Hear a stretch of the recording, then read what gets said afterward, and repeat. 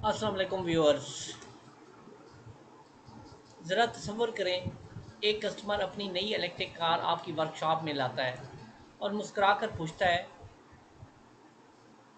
उस्ताद जी, इस गाड़ी में इंजन कहाँ है, रेडिएटर कहाँ है, फ्यूल टैंक कहाँ है, गियर बॉक्स कहाँ है। आप बोनेट खोलते हैं लेकिन वहाँ ना रिवायती इंजन नज़र आता है, ना एयर फिल्टर नज़र आता है, ना स्पार्क प्लग्स होता है, ना इंजन ऑयल डिपस्टिक होता है। कस्टमर हैरान हो जाता है, आप भी हैरान हो जाते हैं। फिर वो पूछता है, अगर इंजन नहीं है तो फिर ये गाड़ी चलती कैसे है। ये सवाल सिर्फ एक कस्टमर का नहीं बल्कि हर नए ईवी स्टूडेंट के जहन में आता है। व्यूअर्स, आज की वीडियो में हम इलेक्ट्रिक व्हीकल का एनाटॉमी समझेंगे, यानी इसके तमाम बुनियादी हिस्सों को एक एक करके जानेंगे और ये भी समझेंगे कि ये सब मिलकर आखिर गाड़ी को चलाते कैसे हैं। आज की वीडियो के बाद जब भी आप किसी इलेक्ट्रिक व्हीकल को देखेंगे, आपके जहन में उसका पूरा सिस्टम एक नक्शे मैप की तरह वाज़ेह हो जाएगा। पिछली वीडियो में हमने इलेक्ट्रिक व्हीकल्स की मुख्तलिफ अक़साम, यानी B E V, H E V, P H E V और एफ सी ई वी के बारे में सीखा था। आज हम ख़ास तौर पर बैटरी इलेक्ट्रिक व्हीकल यानी बी ई वी की बात करेंगे, क्योंकि यही ई वी टेक्नोलॉजी की बुनियादी शक्ल है और इसी पर ये कोर्स ज़्यादा तवज्जो देंगे। हम इस कोर्स में इसी पर ज़्यादा तवज्जो देंगे। रिवायती गाड़ी में इंजन सबसे अहम हिस्सा होता है, लेकिन इलेक्ट्रिक व्हीकल में उसकी जगह कई जदीद इलेक्ट्रिकल और इलेक्ट्रॉनिक कंपोनेंट्स मिलकर काम करते हैं। आइए इन तमाम कंपोनेंट्स को एक एक करके समझते हैं। जो सबसे पहला कंपोनेंट है और जो सबसे इम्पोर्टेंट कंपोनेंट है, उसको हम बैटरी पैक कहते हैं, जिसको हम बैटरी पैक का दिल भी कह सकते हैं। अगर मैं आपसे पूछूं कि इलेक्ट्रिक व्हीकल का सबसे अहम हिस्सा कौन सा है, तो मेरा जवाब होगा बैटरी पैक। जिस तरह इंसान के जिस्म को तवानाई खुराक से मिलती है, उसी तरह इलेक्ट्रिक व्हीकल को एनर्जी यानी तवानाई बैटरी पैक से मिलती है। बैटरी पैक सैकड़ों या हज़ारों छोटे सेल्स पर मुश्तमिल होता है। ये इलेक्ट्रिकल एनर्जी को स्टोर करता है। जब ड्राइवर एक्सीलरेटर दबाता है तो यही बैटरी अपनी स्टोर्ड एनर्जी मोटर को फराहम करती है। बैटरी पैक सिर्फ एक बॉक्स नहीं होता, बल्कि उसके अंदर high voltage cooling system, sensors, modules, cells, wiring और बीएमएस जैसे कई हिस्से मौजूद होते हैं। आने वाली वीडियोस में हम बैटरी पैक की अंदरूनी साख्त को तफसील से सीखेंगे। दूसरा हिस्सा होता है बैटरी मैनेजमेंट सिस्टम, बीएमएस, जो बैटरी का मुहाफ़िज़ होता है। अब सवाल ये है कि अगर बैटरी इतनी अहम है तो इसकी हिफाजत कौन करता है। जैसे मैंने कहा कि ये काम बीएमएस करता है। बीएमएस हर सेल की वोल्टेज मॉनिटरिंग करता है, टेम्परेचर मॉनिटरिंग करता है, चार्जिंग और डिस्चार्जिंग को कंट्रोल करता है, सेल्स को बैलेंस करता है और अगर कोई ख़तरनाक सूरत हाल पैदा हो तो सिस्टम को महफूज हालत में ले आता है। सादा अल्फाज में बीएमएस बैटरी का दिमाग और मुहाफ़िज़ दोनों के तौर पे काम करता है। जो तीसरा हिस्सा है, उसको हम इलेक्ट्रिक मोटर कहते हैं, जो नई दुनिया का एक इंजन होता है। रिवायती गाड़ियों में फ्यूल इंजन जलाकर ताकत पैदा करता है, लेकिन इलेक्ट्रिक व्हीकल में ये काम इलेक्ट्रिक मोटर करती है। मोटर को बैटरी से इलेक्ट्रिकल एनर्जी मिलती है और वो उसे रोटेशन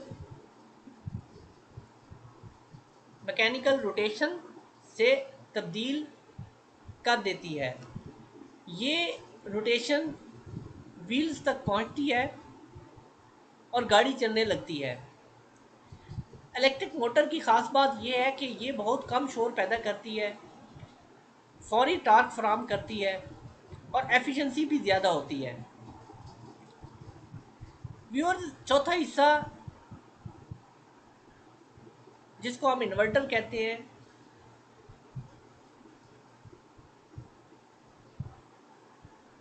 जो बैटरी है वो डीसी करंट फराहम करती है, लेकिन बहुत सी ईवी मोटर्स एसी पर चलती हैं।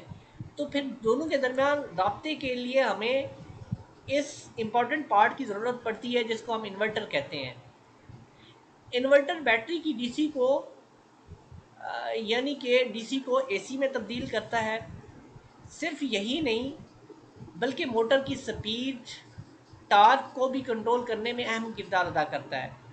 अगर मोटर को ईवी का इंजन कहा जाए तो इन्वर्टर उसका ज़हीन कंट्रोलर है।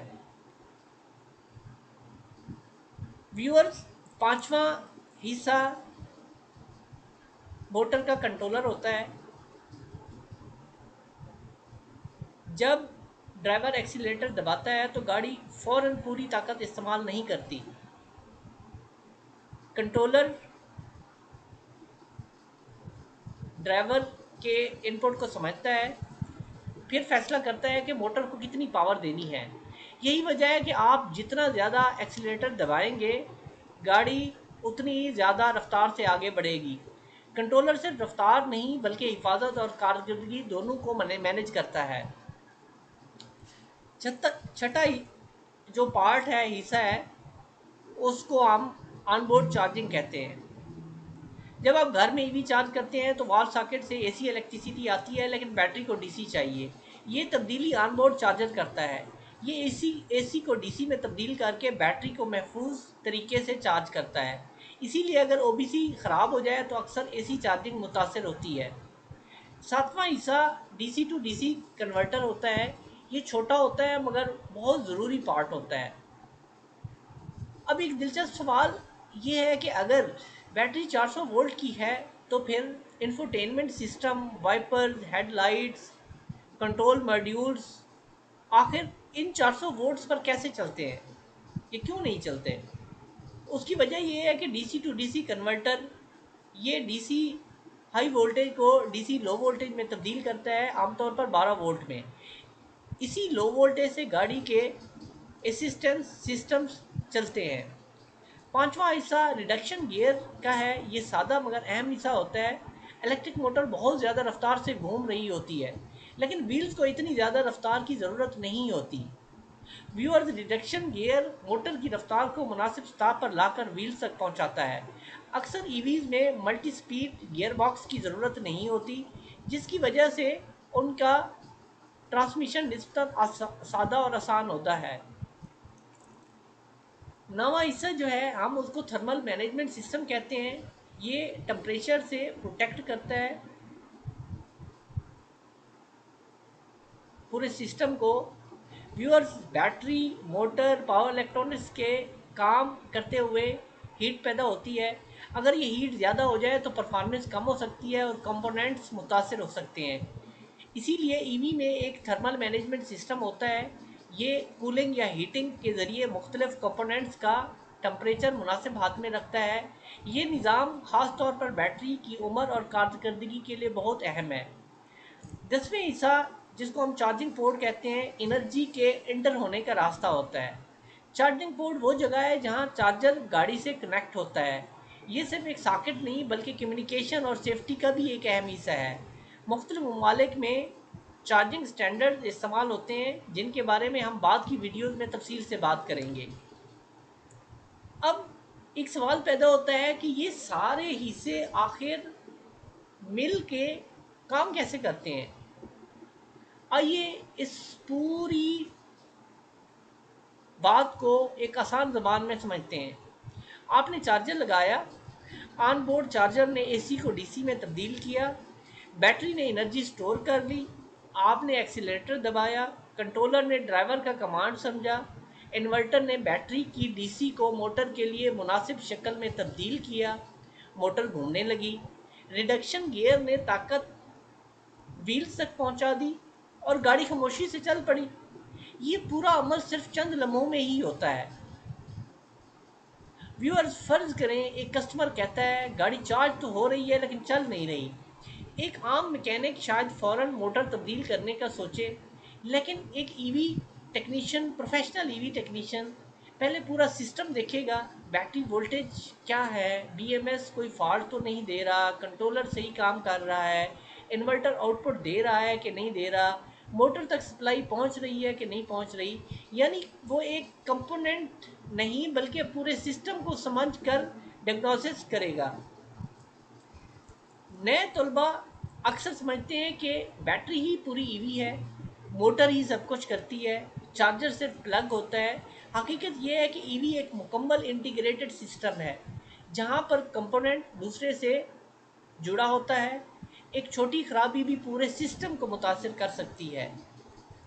आज हमने इलेक्ट्रिक व्हीकल के बुनियादी कंपोनेंट्स सीखे, जिनमें battery pack, battery management system, electric motor, inverter, motor controller, onboard charger, DC to DC converter, reduction gear, thermal management system, charging port शामिल हैं। हमने ये भी समझा कि ये तमाम कंपोनेंट्स अलग अलग नहीं बल्कि एक टीम की तरह मिलकर काम करते हैं। आज के 3 सवालात। सवाल नंबर 1, इलेक्ट्रिक व्हीकल में तवानाई कहाँ स्टोर होती है? सवाल नंबर 2, ऑन बोर्ड चार्जर का बुनियादी काम क्या है? सवाल नंबर 3, अगर डीसी बैटरी फराहम करती है तो जदीद एसी मोटर के लिए डीसी को एसी में कौन तब्दील करता है? ये कौन सा कंपोनेंट उसको कन्वर्ट करता है? अपने जवाबात कमेंट में ज़रूर लिखें। अगली वीडियो में व्यूअर्स हम इलेक्ट्रिसिटी की दुनिया में दाखिल होंगे और सीखेंगे इलेक्ट्रिसिटी क्या है, इलेक्ट्रॉन क्या होता है, रेजिस्टेंस, वोल्टेज, करंट की बुनियादी समझ हम समझेंगे। ईवी इलेक्ट्रिसिटी के अंदर कैसे ट्रैवल करती है, ये वो बुनियाद है जिसके बगैर आप ईवी डिagnostics को सही तौर पे समझ नहीं सकेंगे। अगर आपको आज की वीडियो पसंद आई हो तो इसे लाइक करें, अपने दोस्तों, इंजीनियरिंग के तलबा, टेक्नोलॉजिस्ट, मैकेनिक्स, ईवी इंथुजियस्ट्स के साथ शेयर करें और इंडस इलेक्ट्रिक चैनल को सब्सक्राइब करना ना भूलें। याद रखें, एक कामयाब ईवी टेक्नीशियन किसी एक पार्ट का माहिर नहीं होता बल्कि वो पूरे सिस्टम को समझता है। यही सोच आपको एक आम मैकेनिक से एक प्रोफेशनल ईवी स्पेशलिस्ट बनाती है। अगली वीडियो में मिलते हैं, तब तक के लिए अल्लाह हाफिज़।